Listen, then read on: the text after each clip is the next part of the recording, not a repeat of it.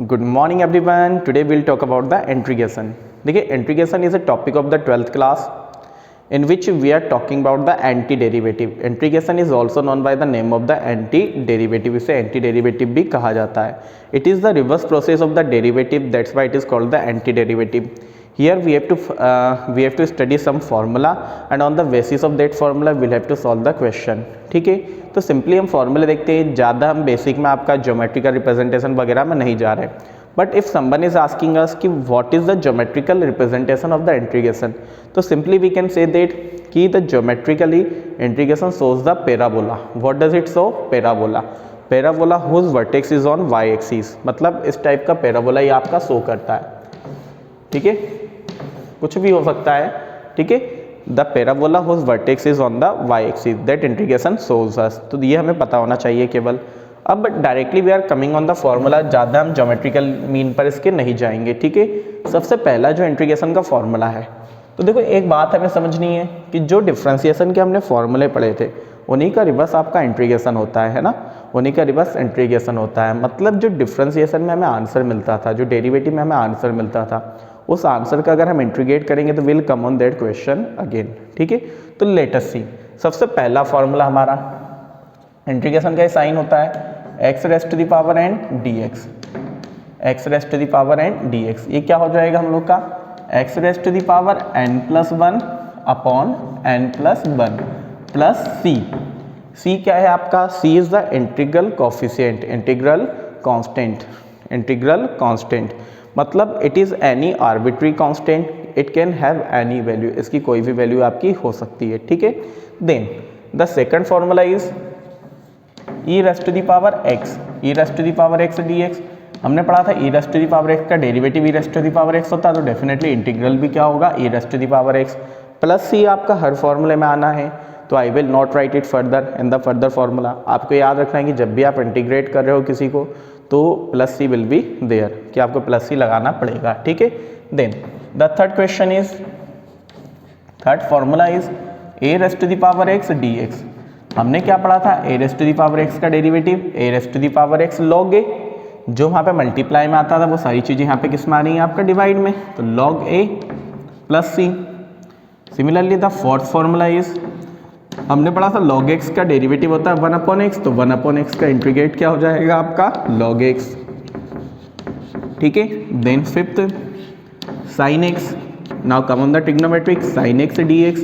देखो sine x का derivative क्या था आपका? Cos x. तो यहाँ पे इंटीग्रल भी कॉस एक्स रहेगा, लेकिन वो क्या हो जाएगा? Minus cos x.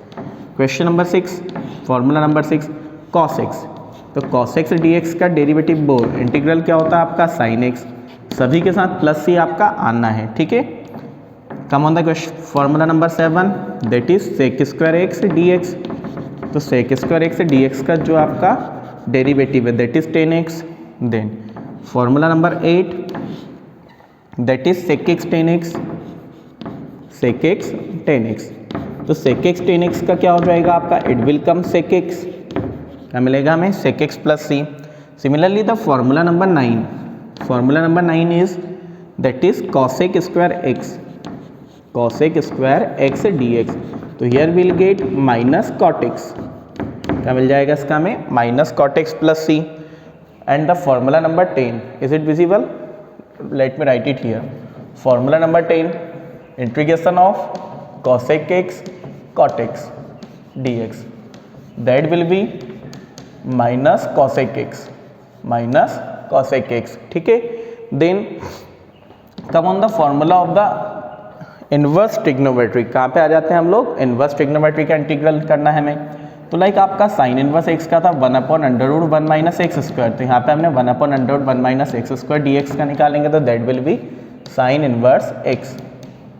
क्या होगा हमारा? Sine inverse X. और we can write it minus cos inverse X also, है ना. इसी फॉर्मूले को आप क्या लिख सकते हो? और माइनस कॉस इनवर्स एक्स. दोनों एक ही बात है. या फिर कॉस इनवर्स एक्स का हमें निकालना है कभी, तो we can write it minus 1 under root 1 minus x square D X. It will come cos inverse X. और we can write minus sine inverse X. वही बात है ना, वही बात है ना. समझो बात, समझो बात. आपका 1 अपॉन अंडर रूट, देखो साइन इनवर्स एक्स का डेरिवेटिव क्या होता था 1/√1 minus x square, cos inverse x का क्या होता था -1/√1 minus x square. There is the difference of sine only. अगर आपने इसको माइनस से मल्टीप्लाई कर दिया तो you will get the integration of the cos inverse x, या फिर हम ये भी तो लिख सकते हैं माइनस को इससे मल्टीप्लाई करने जगह इसको कर ले हम लोग, हाँ या नहीं। सिंपल सी बात है, फॉर्मूला है, we have to memorise that.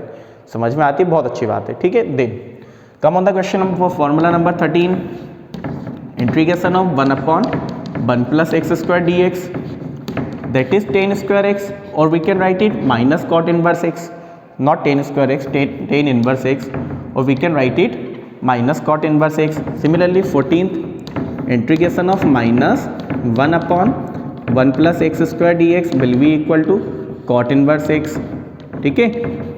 Then the 15th one is integration of 1/1 x under root x square minus 1 dx will be equal to sec inverse x, and integration of -1/x under root x square minus 1x is cosec inverse x. These are the formula of the integration. ये क्या है हमारे integration के फॉर्मूले। देखिए let us see something about the integration, कि आपका यहाँ पे किस तरह के सिंबल यूज होते हैं, उनका मीनिंग क्या होता है। तो देखो जब हम किसी फंक्शन का डेरिवेटिव निकाल रहे थे, लाइक आपका एक फंक्शन था f ऑफ एक्स, इसका हम डेरिवेटिव निकालते थे तो that was written as f dash x, उसे क्या लिखा जाता था आपका f डैश एक्स। सिमिलरली जब किसी फंक्शन को आप इंटीग्रेट करो f of X D X, तो it can be written as capital f of X, क्या लिखा जाएगा आपका ये कैपिटल f ऑफ एक्स, ठीक है। देन अगर हम यहाँ पर बात करें कि f ऑफ एक्स, तो f ऑफ एक्स को कहा जाता है आपका इंटीग्रेंड, क्या कहा जाता है आपका इंटीग्रेंड।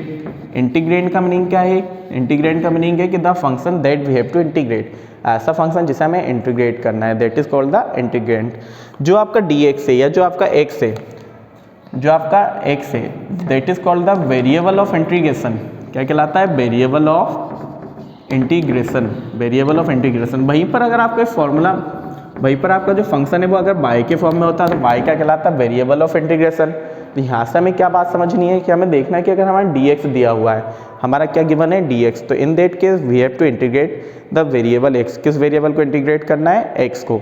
अगर dy दिया हुआ है तो कौन सा वेरिएबल इंटीग्रेट होगा आपका y, ठीक है। dp दिया हुआ है तो कौन सा वेरिएबल इंटीग्रेट होगा p वेरिएबल, बाकी सारे आपका वर्क करेंगे एज अ कांस्टेंट।